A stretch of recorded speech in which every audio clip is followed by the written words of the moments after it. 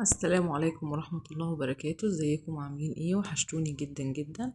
احنا ان شاء الله النهاردة هنعمل مع بعض احلى صينية بسيسة ممكن تاكلوها في الجو طبعا الجميل اللي احنا داخلين عليه في الشتاء. الفيديو ده كان عندي قديم ما كنتش سجلته، بس وانا بدور كده في الموبايل لقيته فقلت انزله لكم. بس طبعا قبل ما نشوف المقادير وكمان نشوف طريقة التحضير نصلي بينا على النبي. اللهم صل وسلم على سيدنا محمد وآل سيدنا محمد. ويلا نشوف مع بعض المقادير وكمان نشوف طريقة التحضير ونقول بسم الله الرحمن الرحيم. احنا دلوقتي معانا قدامنا 4 بيضات بدرجة حرارة الغرفة. تمام كده. ده دقيق دقيق ذرة اللي هو الأصفر. أنا حطيت كوباية قدام كوبايتين دقيق أبيض، وكيس بيكنج باودر ورشة ملح بسيطة وكوباية ونص من السكر وكوباية سمنة على زيت وكوباية لبن ومعلقة خل. تمام كده. وطبعا ما ننساش الفانيليا، حطيت كيسين فانيليا على البيض بتاعنا. وهحط دلوقتي معلقة الخل وهفضل اضرب في البيض ده لغاية لما يبقى قوامه كده يفتح ويبقى كريمي وجميل. طبعا انا حاطة كوباية وكوبايتين. انت لو حابة تحطي كوبايتين دقيق ذرة وكوباية دقيق ابيض تمام، بس انا بحسها كده احسن عشان بتبقى ماسكة نفسها. لو ان احنا زودنا الدقيق الذرة هتبقى مفرفتة زيادة عن اللزوم. تمام كده. واحنا طبعا شفنا شكلها في الفيديو ما شاء الله لا قوة الا بالله، شكلها جميل ويتكلم عن نفسه زي ما احنا شايفين كده.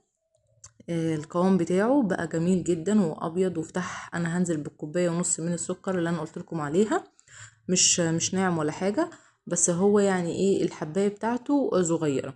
افضل اضرب فيهم لما يديني قوام زي قوام الكريمه كده. تمام كده. طبعا ما تنسوش اللايك والشير للفيديو عشان كل جديد من يوماتي توصل لي.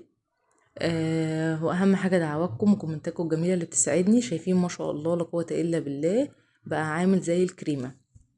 تمام. انا دلوقتي هعمل ايه؟ انا هنزل دلوقتي بالسمنه. السمنه على الزيت يا جماعه، ما ننساش ممكن نحط زبده على زيت. تمام كده.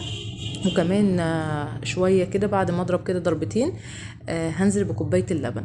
ممكن كل المكونات دي تحطيها في الخلاط وتضربيها في الخلاط، يعني عادي لو ما عندكيش مضرب ممكن نحط كل المكونات دي في الخلاط، مفيش اي مشكله خالص. طبعا انا حطيت اللبن ودلوقتي بضرب فيهم كويس جدا.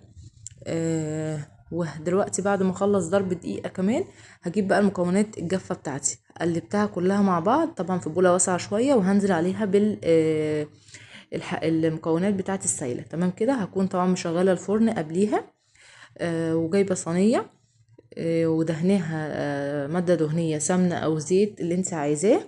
وبعدين هصب فيها الخليط زي ما احنا شايفين كده، بنقلب في اتجاه واحد وبالراحة علشان خاطر الهواء اللي دخل في مع الضرب معانا ما يطلعش. وهوريكم القوام بتاعها هيبقى عامل ازاي. بصوا ما شاء الله لا قوة الا بالله. بصوا القوام بتاعها هو ده القوام الصح. هنزل بيها في الصينية وبعدين هدخلها الفرن. طبعا احنا شفنا الفيديو الاول كان شكلها عامل ازاي. اهم حاجة ما تنسيش اللايك والشير للفيديو عشان كل اللي انا بنزله تستفادي منه وغيرك يستفاد منه. ما شاء الله لا قوة الا بالله. شايفين القوام بتاعها عامل ازاي.